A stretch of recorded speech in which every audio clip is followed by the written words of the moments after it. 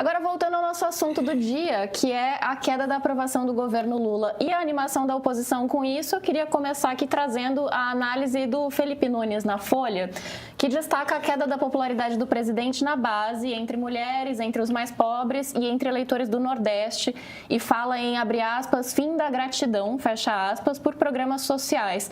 Ele aponta ainda que o eleitor se tornou mais crítico e menos fiel.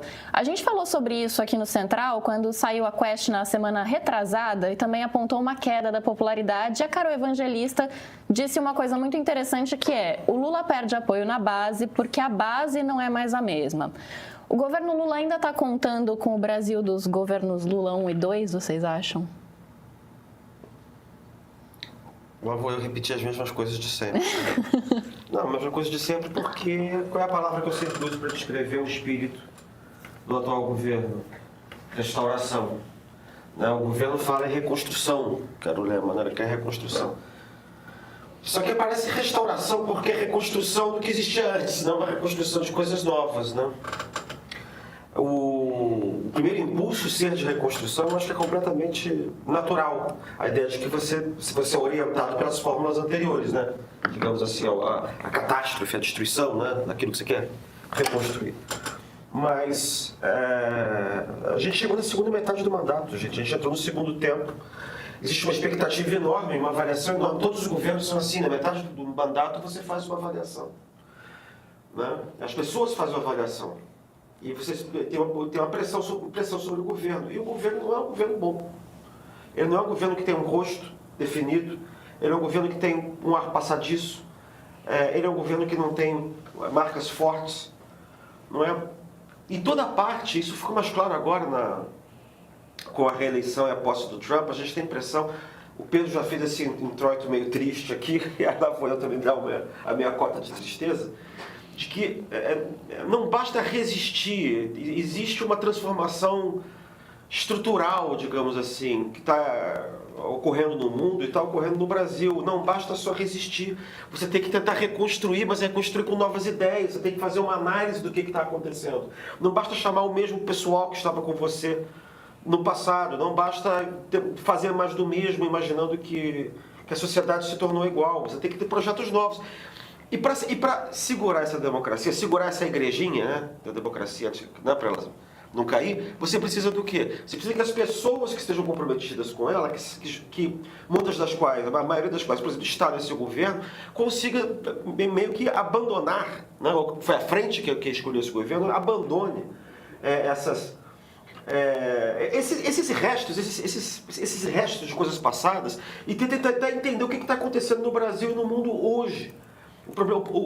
O que é difícil é quando você tem um pessoal que, enfim, está gasto, ou que está cansado, entendeu? E é muito difícil quando você tem gente que está ali simplesmente se segurando por interesse pessoal ou partidário, entendeu? Porque o governo pode chegar no fim, ele vai chegar no fim. Mas não basta que ele chegue no fim e não basta sequer que ele seja reeleito. O que adianta você reeleger alguma coisa para fazer mais do mesmo, entende o problema? Então o governo tem aí um ano para conseguir dar um cavalo de pau, para tentar fazer o que ele ainda não fez. Para tentar fazer essa análise geral do que está acontecendo na base e governar para essa sociedade brasileira nova, que não é a mesma sociedade de 15 anos atrás, né? Então eu acho que o problema é claro que você pode fazer uma análise do que está acontecendo, uma análise conjuntural, né? Foi o Pix, foi a Rebiboca da Parafuseta, foi o Neymar que voltou para o Santos, sei lá, você pode fazer esse tipo de análise, mas existem elementos estruturais, é só olhar para o resto do mundo, para o que está acontecendo, né? E você tem que governar com o país como ele é, como ele virou, como ele está. Porque do contrário você não tem como fazer nada. Vai continuar uma sensação de erosão das instituições, uma sensação de erosão das normas, de desrespeito das normas, né?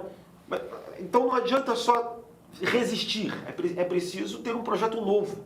E é isso que parece que ainda não, cuja ficha ainda não bateu, entenderam? Desculpe o comício.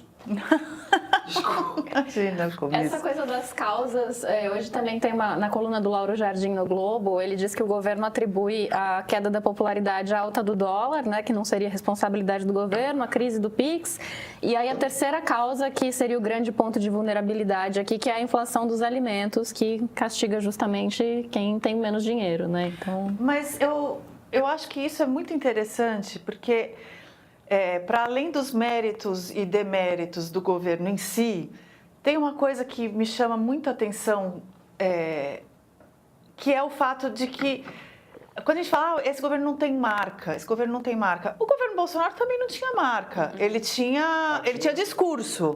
Sim. Pera, deixa eu só concluir, que eu acho que você vai talvez entender o meu... Parte da estratégia dos governos da extrema-direita é se manter no palanque durante todo o tempo. É se manter em comício permanente, né? Em campanha permanente, fazendo comícios permanentemente. E a extrema-direita tem um cardápio de assuntos para fazer isso que é bastante amplo, principalmente o de valores, né, essencialmente. Então, você saca do bolso uma coisa, um fato novo anti-LGBTQIA+, enfim, escola sem partido e por aí vai, tem um cardápio, ou armas para todos e tal. Eu tenho a impressão de que todos os governos mais moderados, independentemente de centro-esquerda ou de centro-direita, vão ter mais dificuldade de ter um palanque permanente se não embarcarem em pautas que mobilizem desse jeito. Pautas pragmáticas de política. E veja, novamente, reforçando, independente do mérito ou dos deméritos do governo. Então, mesmo que tivesse um programa que mobilizasse as pessoas, quer dizer, que fizesse bem para as pessoas, é difícil mobilizar com uma política corriqueira, a política que não seja essa de inflamar. E o Lula, embora a gente saiba que parte da esquerda tenha discursos inflamatórios, o Lula não tem tantos. O Lula não é um cara que sai levantando as bandeiras do identitarismo, por exemplo, tal. Vez ou outra ele abraça uma ou outra causa, mas ele tem tentado fazer a política ali mais corriqueira. E eu acho que isso é uma das questões de comunicação que tornam também, que dão essa sensação de que o governo não tem um discurso para apresentar.